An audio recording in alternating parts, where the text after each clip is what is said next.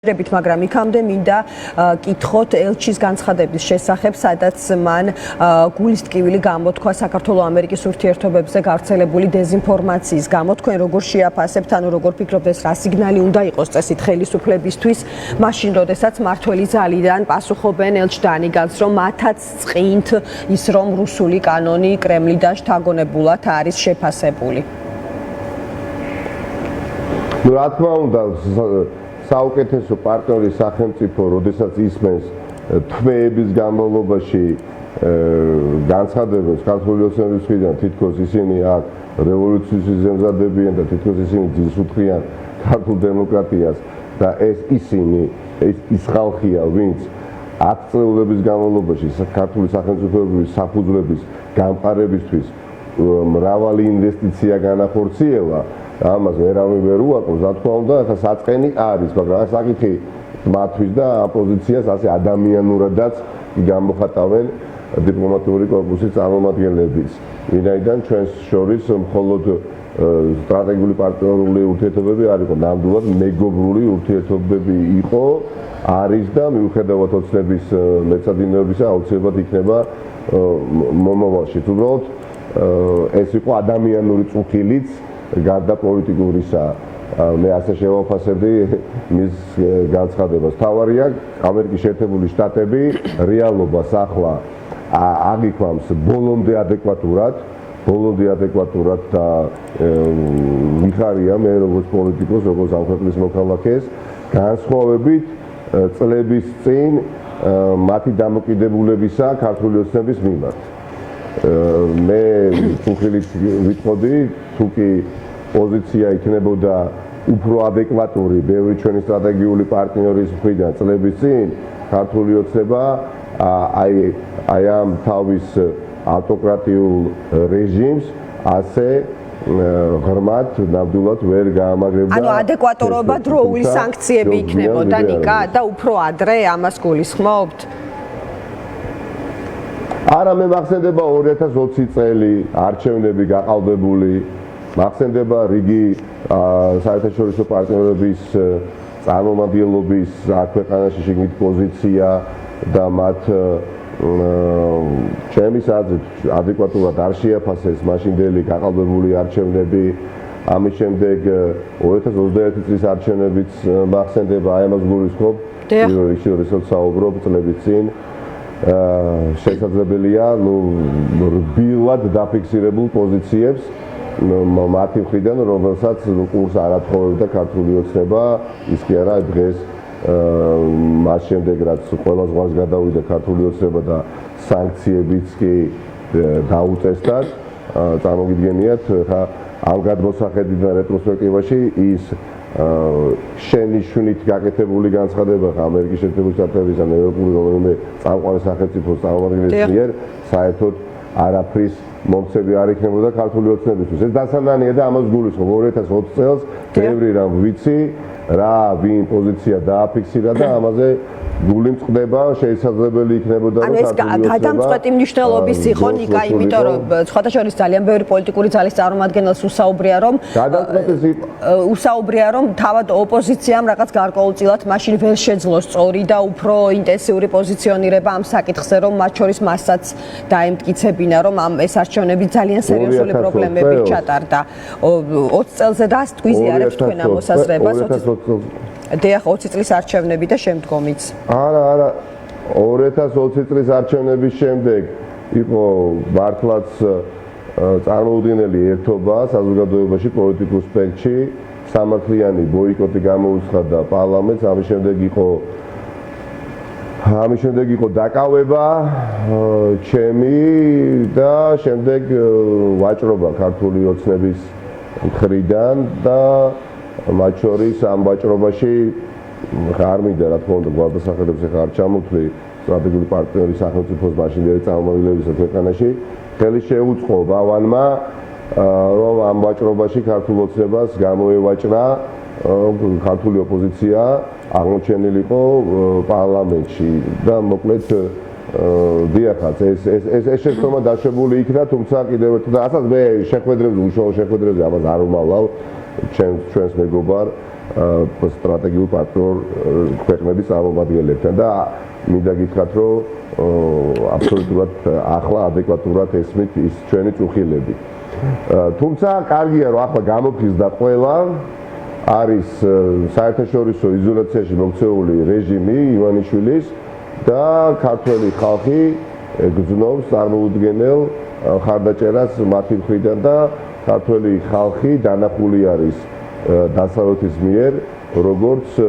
რეალური ძალა და ქართული სახელმწიფოს ინტერესების გამომხატველი და არა ამ სახელმწიფოს ხელისუფლება, რომელმაც მიიტაცა ძალაუფლება. დასავლეთი ხელისუფლებას არ აღიქვამს როგორც ქართული ხალხის ნების გამომხატვას. ეს არის კარგი, უბრალოდ შესაძლებელი იყო ამის თქმამინდა და დავასრულებ ამ საკითხზე საუბარს. ბევრად უფრო წინ ყოფილიყავით ჩვენ ქართული დემოკრატიული სახელმწიფოს შემოვლობის პროცესში, ავანსად რომ არ ყოფილიყო გაცემული ივანიშვილზე ის დამოკიდებულება, რომელიც გასცეს თავის დროზე და იყვნენ ადამიანები, ვისაც ვერ ვარწმუნებდით, თუ არ უნდა დარწმუნებულიყვნენ, რომ ივანიშვილი რეალურად თვალთვაქცობდა, ფარისევლობდა და ის ადრე თუ გვიან კურსს მოულოდნელად საგარეპოლიტიკური კურსს შეცვლიდა რუსეთის სასარგებლოდ. გასაგებია, ნიკა, რაც შეეხება ოპოზიციის კონფიგურაციას, რომელზეც როგორც ხედავთ მუშაობა მიმდინარეობს, თქვენ იცით, რომ პოლიტიკური ძალების ნაწილი ამბობს, რომ აი დამარცხების ფორმულა თუ ასეთი ერთი არსებობს, არის ის, რომ ისეთი სინერგია შექმნათ თქვენ პოლიტიკურმა ძალებმა, რომელიც ამომრჩეველს მაქსიმალურად მიიყვანს არჩევანის გასაკეთებლად საარჩევნო ყუთებამდე. აი გითხარით, რა არის თქვენთვის მსგავსი ფორმულა გამარჯვებასთან ახლოს თუ გაქვთ ხედვა ამგვარ ფორმულაზე და ასევე რა შეგიძლიათ თქვათ იმაზე, რომ აი ოპოზიციის პასუხისმგებლობა გამოჩნდება იმით, თუ ვინ რა ტიპის კომპრომისზე შეძლებს წასვლას.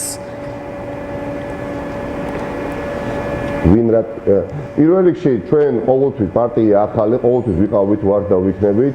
ერთობის მომხრე, ერთობის, რომელიც იქნება მიზანზე ორიენტირებული, შედეგზე გათვლილი, რომელიც იქნება სწორ დროს შექმნილი და იქნება სწორად ჩამოყალიბებული. რაც შეეხება გამარჯვების ფორმულას, ნებისმიერი ტიპის გამარჯვების ფორმულას, მაგრამ ეს ნებისმიერი ტიპის მართლაც უნდა იყოს გამარჯვების ფორმულა, ჩვენი ხარდაჭერა, რა თქმა უნდა, პარტია ახალის ექნება. ჩვენ მიგვაჩნია, რომ გამსხვილება პოლიტიკური პლატფორმების არის მნიშვნელოვანი, რომ არ დაიკარგოს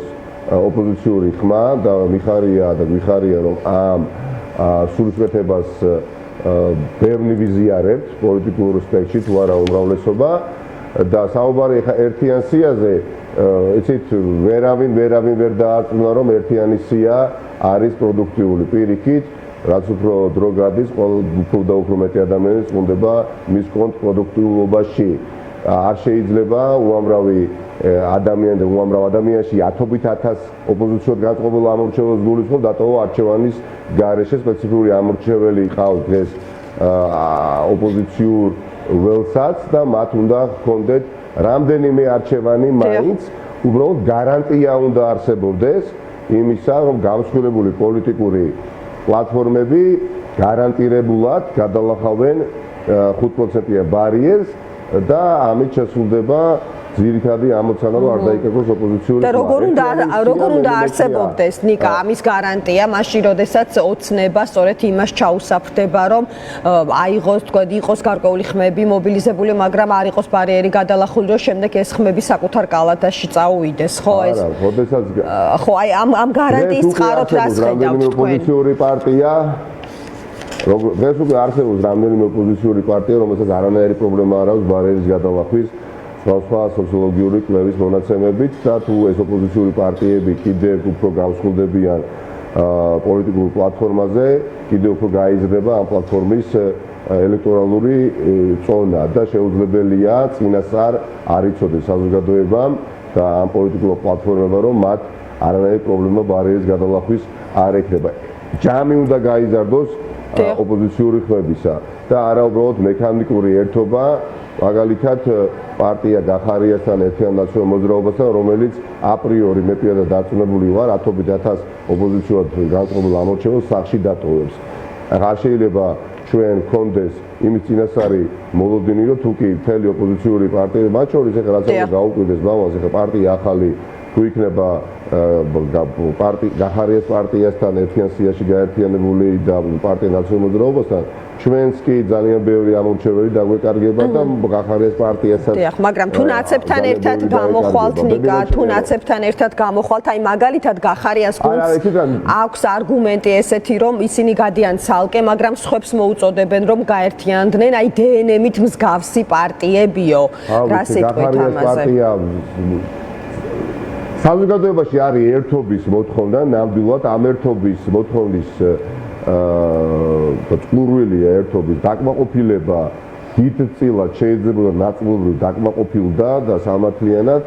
მას შემდეგ რაც სალომე ზურაბიშვილის მიერ შედგენილი ქარტია იქნა ხელმოწერილი ბევრი ოპოზიციური პარტიის მიერ და სამწუხაროა იქ რამდენიმე ოპოზიციური პარტიამ ხელი არ მოაწერა და როდესაც უკვე ამ ქარტიაზე რომელიც მომავლის საქართველოს განახებს ნათლად როგორი უნდა იყოს და შესაბამისი ნაბიჯები არის გაწერილი პუნქტუალურად ქარტიაში და ამ ქარტიაზე შეხედულს არ აწერ ბუნებრივი ავტომატურად გამოირიცხება რომ ეს პარტიები ერთიან სიაში იქნებიან მოკლედ თავიანთი ნებით მოხვედრილები, ხო, მეტიც, ხო, გახარეს პარტია ამბობს, ისინი აპირებენ ცალკე ასპარეზობას, არ ვიცი, წარმატებები ყველა ოპოზიციურ პარტიას, ვინც გულწრფელად ებრძვის ივანიშვილის რეჟიმს. მე მიმაჩნია, რომ ნაციონალური მოძრაობა უნდა იყოს ცალკე ოპოზიციურ პლატფორმაზე და ვისთანაც უნდა დაწყვილდეს, გახარეს პარტია უნდა იყოს ცალკე პოლიტიკურ ცენტრად, პარტია ახალი უნდა იყოს თავის პარტნიორებთან ერთად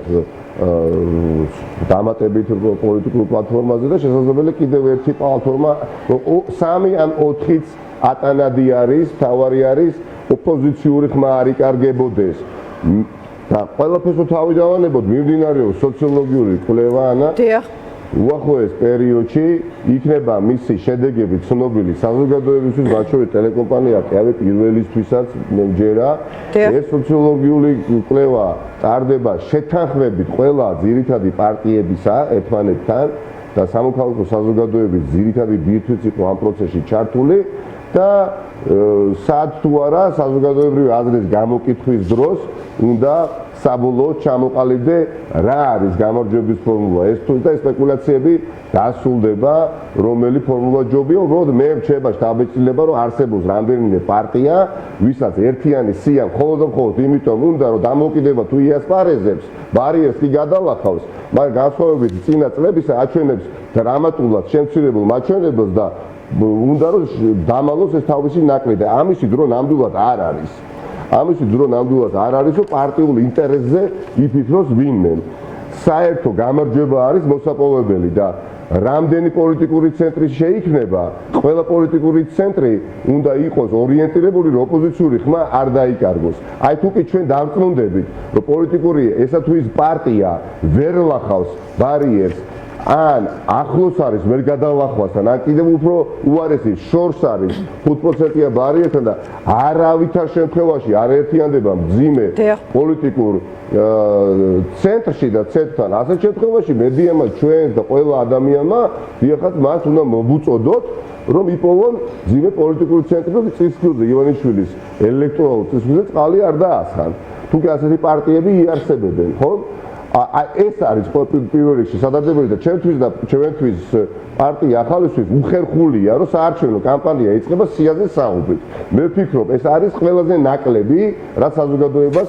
ნაკლებად აინტერესებს. მნიშვნელოვანია ქართული ხალხმა იცოდეს სად არის მათი ადგილი ამ ბრძოლაში და არა ვინ რომელ ადგილას იქნება და კიდევ ერთხელ ამით დავასრულებ თუ შეიძლება უახლოეს პერიოდში ალბათ მაქსიმუმ 10 დღეში იქნება სოციოლოგიური კვლევის შედეგები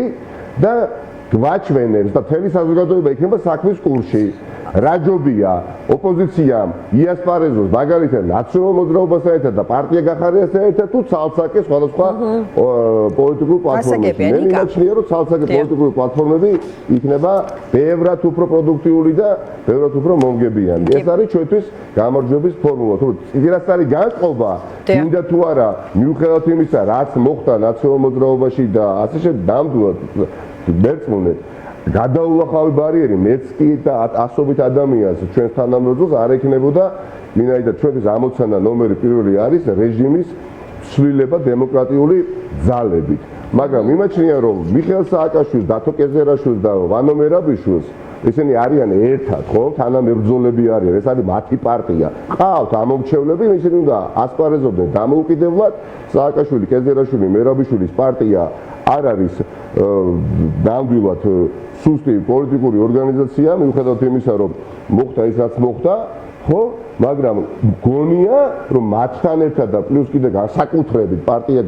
გახარიეს პარტიასთან ჯამი არ გაიზრდება, შემცირდება და ჯამი გაიზრდება რადგან ახსენეთ ეს შემადგენლობა და ჩვენ ცალკე ვიქნებით და ცალკე იქნება გახარია. კარგი, რადგან ახსენეთ ეს შემადგენლობა თქვენ ადვილი გასაგებია. ნიკა, თქვენ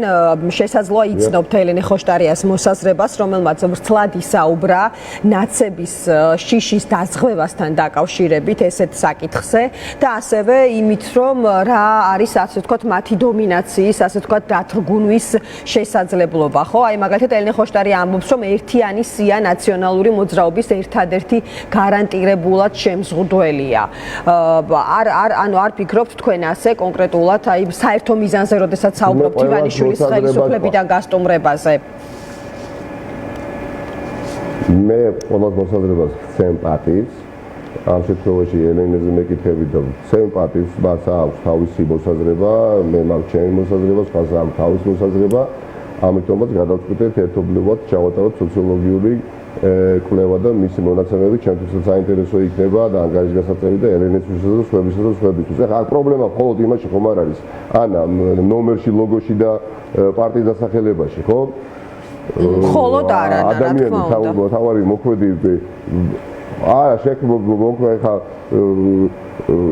თუ საერთო სია იქნება ხა ის მერაბიშვილი და კეზერაშვილი იგივე სააკაშვილი ხო ვისთვის მისაღებია ვიღაცისთვის მოიუღებელია ვიღაცისთვის მე ვარ მიუღებელი ვიღაცისთვის ის არის მიუღებელი ანუ ეხლა რაც არ უნდა სხვა ნომერი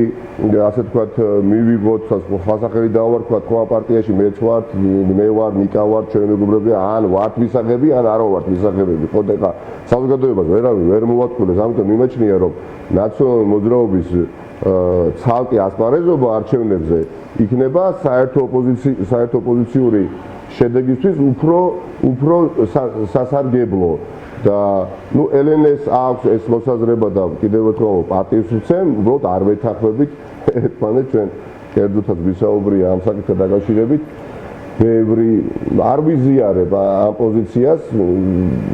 დობა ელემენტარულად ვერ იარსებებს პირდაპირ გეუბნებით რიგ პარტიებთან მიმართებაში რაც არ უნდა ეხა სახელი გადაირქვან და რაც არ უნდა ნომერი შეიცვალონ ჩვენ ძირითადი საკითხების გარშემო თანხმდებით, ხედავთ როგორ უნდა განვითარდეს, იმედი მაქვს ყოველ შემთხვევაში, რომ თანხმდებით როგორ უნდა განვითარდეს სახელმწიფო დემოკრატიულად, როგორ უნდა აღმოიფხვრას პოლიტიკური კორუფცია ქვეყანაში, რომ ერთ ერთი ოლიგარქიული წარმონაქმნი პრეტენზიასაც კი ვერ აცხადებდეს პოლიტიკური კლასის ნაწილის მართვაზე და ნუ ძირითადად რა თქმა უნდა, წუხილი ყველას ერთად არის ის პრობლემა ეგზისტენციური, რომელიც წინაშე ივანიშვილის ხელისუფლებამ დაგვაყენა, დაუბრუნოთ სახელმწიფო ევროატლანტიკური განვითარების გზას, თუმცა ეს არ არის მხოლოდ და მხოლოდ ერთადერთი წუხილი, რომელიც საზოგადოების დიდ ნაწილს აწუხებს. ნაციონალური მოძრაობა წინა ხელისუფლება, როცა ხელისუფლებაში იყო, ხო ვერც ერთი ადამიანი ვერ იტყოდა, რომ მისი დეკლარირებული გზა არ იყო დასავლური, ხო? ხო თანხმდებით ამაზე პირიქით გაკვალა გზა დასავლური გეზისკენ არა და ეს დროშა ნამდვილად სამართლად მათ ხელთ ეპყროთ მაგრამ რამდენმა 100,000-მა საქართველოს მოქალაქემ პროდასავლურად განწყობილმა მხარი არ დაუჭირა მაშინდელ ხელისუფლებას ხო დაუჭირა იმ ძალას ვიშიც ეჭვით შეტანა უკვე შეიძლებოდა მათ მიერ 2012-ში რომ ეს ხალხი შეიძლება დასავლურად განწყობილი მაინც არ იყო. რატომ? იმიტომ რომ ქვეყანაში დამოუკიდებელი მართლმსაჯულება, ადამიანის უფლებების დაცვა, დემოკრატიული ფორმით მართვა პარტიისა და სახელმწიფოსი, ხო, ზღვარის არ წაშლა პარტიასა და სახელმწიფოს შორის ეს ყველაფერი აწუხებდა იმ ხალხს და რატო გონია ვინმეს რომ დღეს მიუხედავად ყველაფრისა, რასაც ივანიშვილი ჩადის, ხო? მიუხედავად ყველაფრისა, ერთადერთი საკითხი არის მხოლოდ რუსული კანონი, რომელიც აწუხებს ქართველ ხალხს. ეს არის ერთ-ერთი საკითხი, რომელიც აწუხებს, მაგრამ ხალხს აინტერესებს, რა იქნება ამ ხელისუფლების შემდეგ აინტერესებს მომავლის ალტერნატივა და არა წარსულის ალტერნატივა. მადლობა, ნიკა. დავტოვებდი მე მაგალითად ნაციონალურ მოძრაობას, როგორც პარტიას, მიხეილ სააკაშვილის მეთაურად მე მას რა თქმა უნდა მივიჩნებ და ასე იგი უსამართლო პოლიტიკურ პატიმრად, ეს არის ისტორიული უსამართლობა,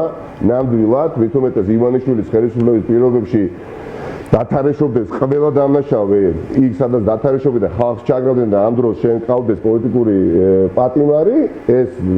ცხადზე უცხადესია ჩემთვის და ასე იქნება, თუმცა ეს იმას დანიშნავს, რომ ჩვენ ერთმანეთის პოლიტიკურ მოსაზრებებს ვიზიარებთ. მიხეილ სააკაშვილის თანამოაზრე უახლოესი თანადგუნდელი მოკავშირე დღეს არის ვანო მერაბიშვილი და დათო კეზერაშვილი, ხო? რაც ჩემთვის არის აბსოლუტურად მიუღებელი. მიხეილ სააკაშვილი, დათო კეზერაშვილი და ვანო მერაბიშვილის პარტია დავტოვოთ ცალკე პლატფორმად, გახარეს პარტია დავტოვოთ ცალკე პლატფორმად და სხვა იქნება კიდე ერთი დამატებითი თუ ორი დამატებითი პოლიტიკური პლატფორმა, რომელიც მგონია რომ იქნება გაცილებით უფრო მსხვილი და გაცილებით უფრო მძიმე ელექტორალური მანდატით და წონით, საერთო ჯამში უფრო დიდ შედეგს მოუტანს ქართულ ხალხს, რაც დაგვიგვინდება და ამას თქვენი ასე ვთქვათ სურვილები დაახლოებით 4 სუბიექტზე შესაძლოა იყოს საუბარი თქვენი ხედვით, ესეთია შეხედულება. იცით რა, 4 იქნება, 3 იქნება, 5 იქნება, მე პირადად უნდა დავწმუნდე, რომ არც ერთ სუბიექტს არ აქვს პრობლემა ბარიერის გადალახვის. ახლა თავარი არის სწრაფად დავიწყოთ საარჩევნო ბრძოლა. ხვალიდან პირველად ეხლა პარტია ახალი იწყებს აქტიურ საარჩევნო კამპანიას და ვიწყებს დასავლეთ საქართველოსთან და ამ 5 თვის განმავლობაში აი ნახავთ ერთმანეთს ბევრ სხვადასხვა ფორმატში ჩვენ გვაჩნია რომ ისედაც გააქტიურებული საზოგადოება კიდევ უფრო უნდა გავაქტიუროთ, ჩავთოთ საარჩევნო ბრძოლაში არა უბრალოდ როგორც პოტენციური ამორჩეველი, არამედ ყოველდღიურ პოლიტიკურ საზოგადოებრივ ბრძოლაში. ეს არის ნომერ პირველი ამოცანა პარტია ახალისთვის საარჩევნო ნომერი 4-ით და გვაქვს ეს ამბიცია და დიახაც ამას გავაკეთებთ აუცილებლად. მადლობა თქვენ. კი ბატონო, დიდი მადლობა ნიკა, დაგემშვიდობები. ნიკა მელია, პარტია ახალის თანათავმჯდომარე, საუბრობდა დღის ამბების პირდაპირ ეთერში და შემდეგი სტუმარი, ვისაც დაველაპარაკებით, არის ირაკლი ნადირაძე.